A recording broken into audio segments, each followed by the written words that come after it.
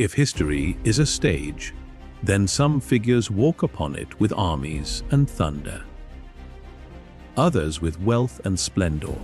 But then there are rulers who step forward with ideas, with visions that attempt to transform entire civilizations. King Afonso I of Kongo was one of those rulers.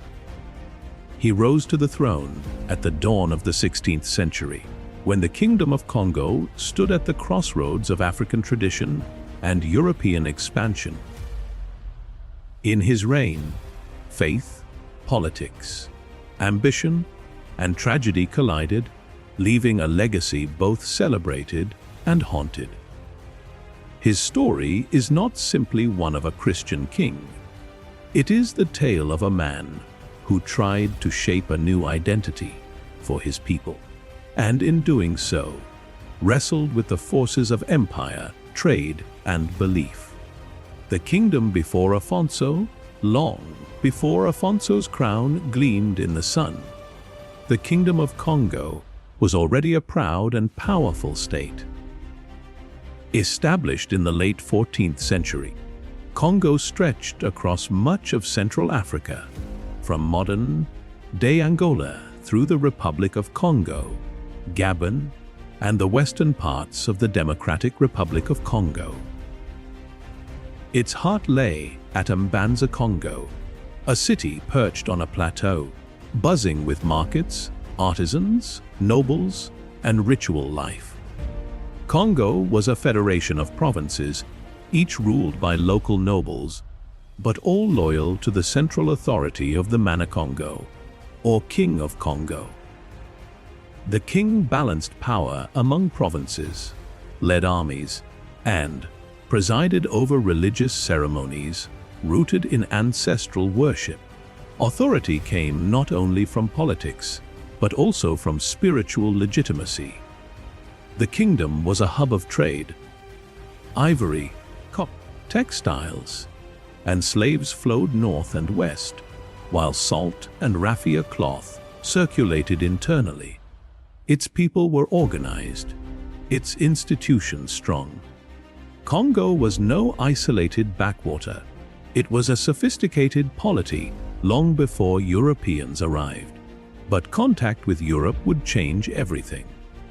First contact with Portugal in 1483. Portuguese explorer Diogo Sudau sailed up the Congo River, planting a stone pillar as a marker of Portugal's claim.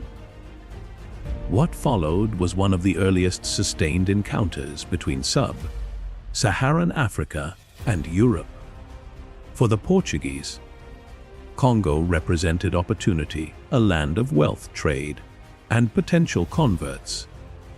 For Congo's rulers, Portugal was a partner that could bring new technologies, prestige, and a powerful ally. Envoys were exchanged.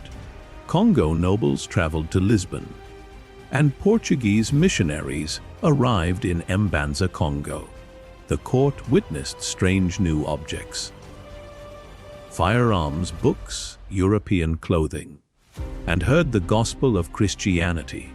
The reigning Mana-Congo, Nzinga Anankuwu, accepted baptism, taking the Christian name Joao I. But while Joao experimented with Christianity, it was his son who would make it the kingdom's cornerstone. Rise of Afonso, born Nzinga Mbemba. Afonso grew up in a noble household where African traditions still intertwined with new Christian teachings. He learned not only the customs of his ancestors, but also the words of Portuguese priests, absorbing scriptures and European ideas. Unlike many nobles, Afonso did not treat Christianity as a passing novelty. He embraced it wholeheartedly. When Joao I died in 1506, succession was contested. Afonso faced rivals who clung to traditional power bases and who saw his embrace of foreign ways with suspicion. Civil war broke out. The decisive moment came at the Battle of Mbanza, Congo. where Afonso, though outnumbered, triumphed. His supporters later told a story that Saint James himself descended from heaven to fight at Afonso's side. Whether legend or propaganda, it cemented the image of Afonso as a king chosen by God. Now enthroned as Kongo Afonso I, he took a new name, reflecting his baptism, Dom Afonso. His reign would last nearly 4 decades, from 1506 to 1543, a long rule marked by ambition, transformation, and struggle. Conflict within, but not all was harmony. Some nobles resisted his centralization of power and his destruction of traditional shrines. Factions emerged, some loyal to Christianity, others defending ancestral religion. Revolts broke out, which Afonso suppressed. At times, his zeal for reform pushed too hard against the grain of tradition, creating rifts that would outlast him. Even within Christianity, disputes brewed. European missionaries often looked down on Congolese converts, questioning the sincerity of their faith. Afonso bristled at such arrogance, defending the intelligence and devotion of his people. Yet the very missionaries he relied upon often acted as agents of Portuguese influence, undermining his independence. The later years. As the years passed, Afonso grew older, and the weight of contradictions bore heavier. He had dreamed of a kingdom purified of corruption, rooted in Christian virtue. But he saw the slave trade corrupting even his own officials. He had hoped for equality with Portugal, but he often felt treated as a subordinate. His letters became increasingly urgent, even desperate, as he struggled to curb the trade and maintain sovereignty. Still, his vision endured. He died in 1543, having ruled for nearly 40 years. He left behind a kingdom that was both transformed and torn. Christian in identity, yet deeply entangled in the Atlantic economy of slavery. Legacy King Afonso I remains a paradox in history. To some, he is a hero, a ruler who embraced faith, literacy, diplomacy, and reform, who tried to build a bridge between Africa and Europe on equal terms.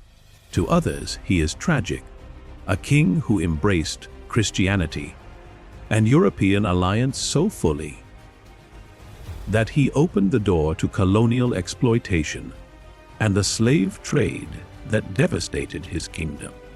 But his story is vital because it shows the complexity of African agency in the age of first contact. Afonso was not a passive victim of European expansion. He was an active participant, negotiating, reforming, resisting, and imagining. He was a king who believed deeply in a universal faith and tried to wield it for his people's good. History remembers him as the Christian King of Congo, but perhaps he deserves another title too. The king who tried to balance two worlds. A lesson for the future. The story of Afonso I is not only a tale from the 16th century, it carries lessons that echo into our own age. His reign reminds us of the dangers and possibilities that come when two civilizations meet. On the one hand, Afonso showed how ideas, technologies, and faiths could be exchanged to enrich societies. He embraced literacy, medicine, and theology, proving that Africa was never isolated from global currents. On the other hand, his struggle with the slave trade reveals how unequal partnerships can corrupt and devastate. He wanted Portugal as an ally, but found himself caught in a web of merchants and missionaries whose goals often undermined his. In many ways, Afonso embodies the tension between sovereignty and dependency, between adopting foreign practices and preserving native strength. His successes and failures are a mirror of the wider African experience during the age of first contact with Europe. Today, as nations grapple with globalization, cultural blending, and economic imbalance, his story feels strikingly relevant. The Christian King of Kongo stands as both a warning and an inspiration.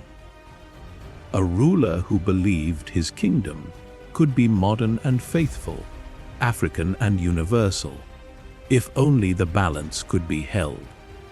In the quiet of Mbanza Kongo's hills, ruins of stone churches still stand. Their walls whisper of Latin prayers once chanted by African choirs, of a king who dreamed of salvation and order. Those ruins are Afonso's legacy, both a monument to his vision and a reminder of the storms he could not control. He was a ruler who asked, "Can a kingdom remain itself while embracing the world beyond its borders?" His answer was bold, flawed, and unforgettable. King Afonso I of Kongo, warrior, reformer, Christian monarch, stands as a figure who dared to dream of an Africa both faithful and free. His story is one of faith and fracture, of brilliance and tragedy, but above all, of a king who sought to lead his people into a new age, carrying both the cross and the crown.